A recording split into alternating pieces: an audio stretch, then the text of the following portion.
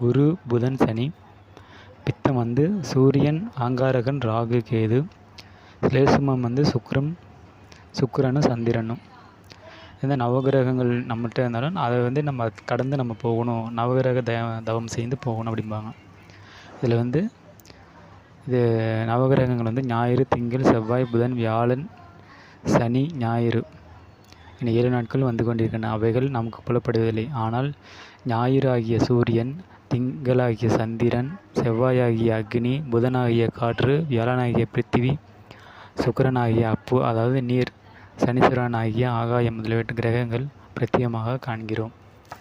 ஏன்னா வந்து நம்ம தியான முறையில் ஒரு பேசிக்கான ஒரு முறையை வந்து இதில் வந்து சொல்கிறாரு. இதில் அடுத்து வந்து என்ன சொல்கிறாங்கன்னா, உலக சிருஷ்டி என்பது அது சுத்தமாயால் தொடங்கி மூலப்பிரதிகிருதி என்பர். உலக சிருஷ்டி